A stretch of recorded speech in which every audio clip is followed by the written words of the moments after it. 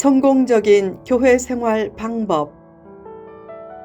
로마서 12장 9절에서 13절 말씀.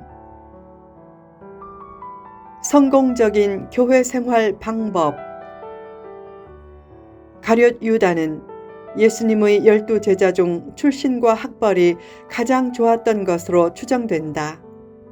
믿음 생활을 가장 잘할 수 있는 위치에서 실제로는 그렇게 하지 못한 것은 좋은 것은 나쁘게 보고 나쁜 것은 좋게 보는 비뚤어진 성품 때문이다. 예수님을 잘못 믿으면 안 믿는 사람보다 못한 모습을 보일 때가 많다.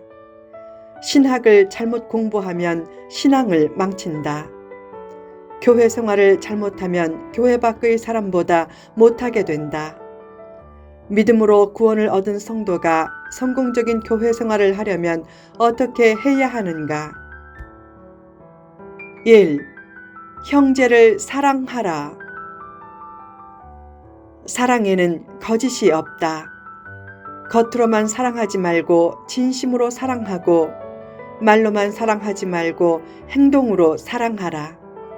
유익만 얻으려고 하지 말고 손해도 감수하려고 하라. 실천과 헌신과 희생이 없는 사랑은 진짜 사랑이 아니다. 교회 생활을 잘 하려면 사랑으로 져주라. 사랑으로 지는 것이 결국 이기는 길이다. 교회는 서로 다른 사람들이 한 몸이 되는 어울림 공동체다. 또한 서로를 품는 아우름 공동체다. 같은 어원의 어울림과 아우름은 다른 것을 틀린 것으로 여기지 않을 때 주어진다.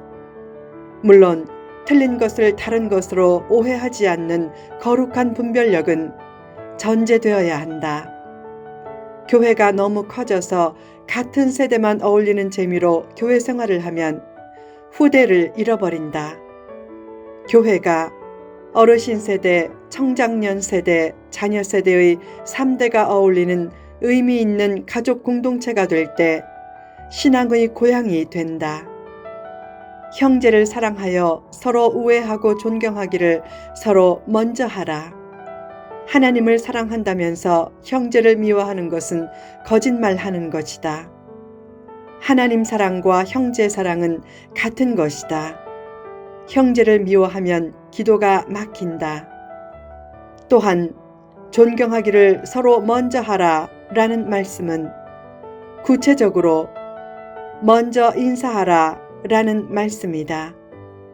형제에게 먼저 인사하는 것은 자존심 상하는 것이 아니라 사랑을 실천하는 것이다. 천국은 서로 우애하고 서로 먼저 인사하는 나라다.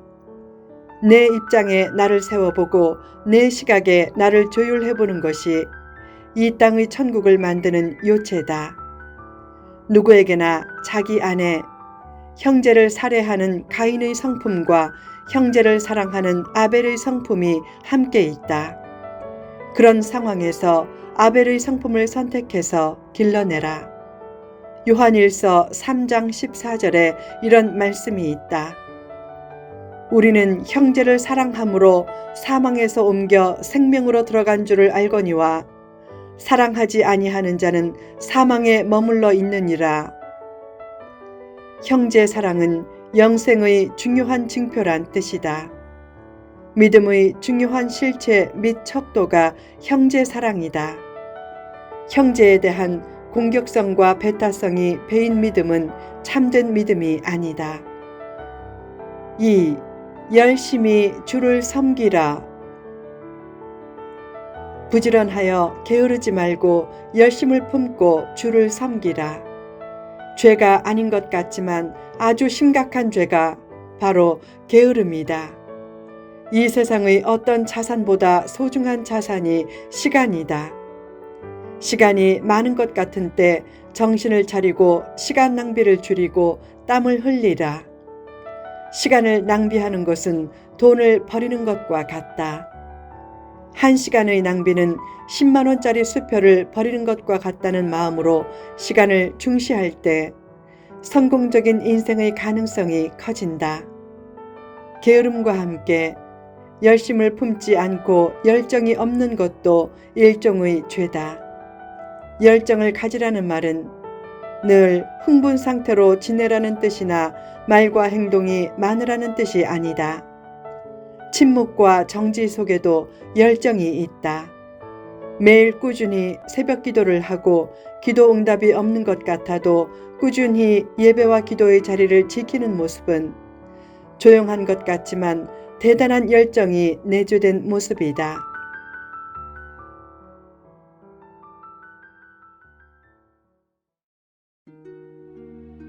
시간을 잘 관리한다는 것은 열심히 산다는 뜻이다. 열정적으로 살라. 은혜가 떨어지면 열심히 식어지지만 은혜가 넘치면 열심히 생긴다. 선한 열심은 은혜 받은 삶의 표식이다.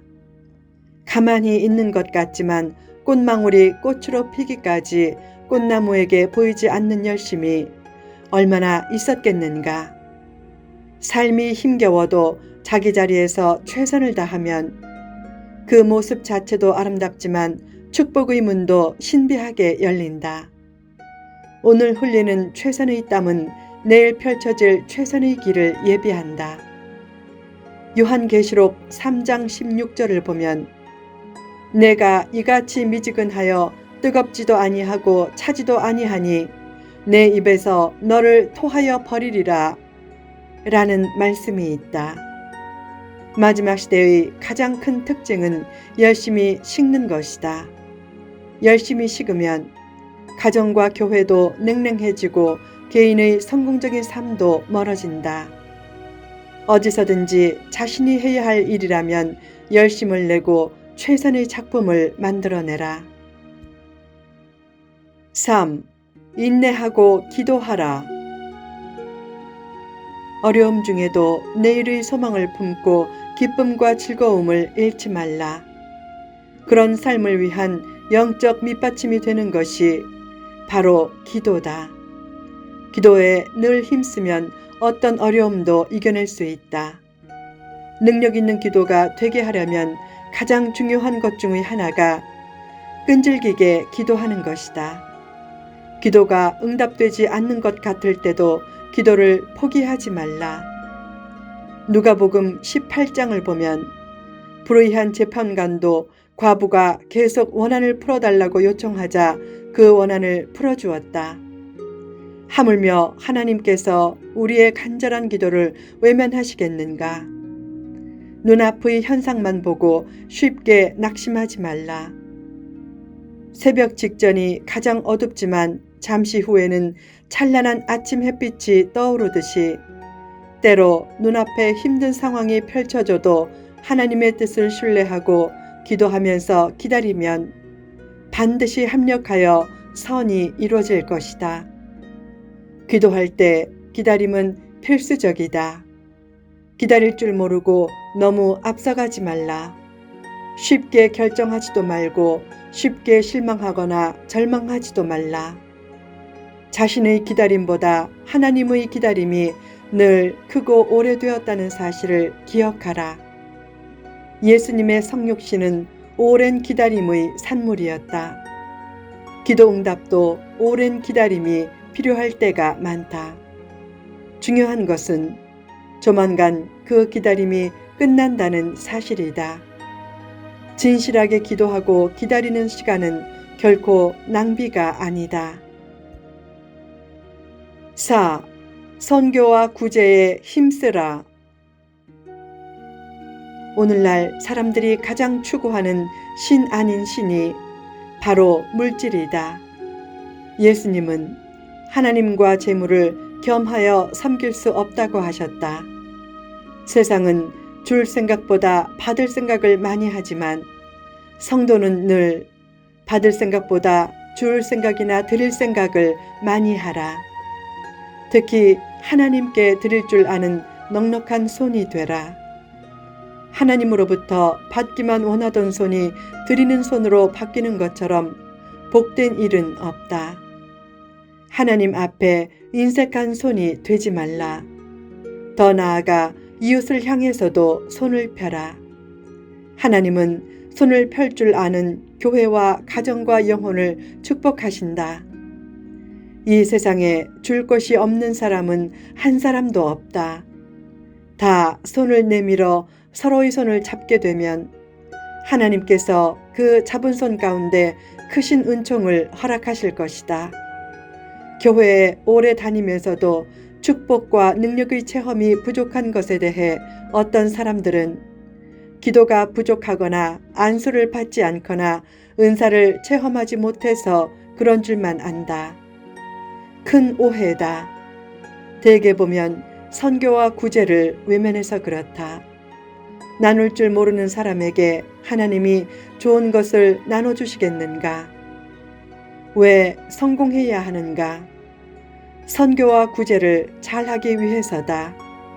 지금보다 더 선교하고 더 자기 것을 퍼내려고 해야 하나님이 물질도 더 주시고 능력도 더해 주실 것이다. 받는 삶보다 주는 삶을 많이 하고 손을 꽉 쥐기보다 손을 힘껏 펴라. 늘 형제를 사랑하고 존경하고 열심을 품고 주를 섬기고 인내를 가지고 기도하며 선교와 구제에 힘써서 교회 생활에서 승리하라.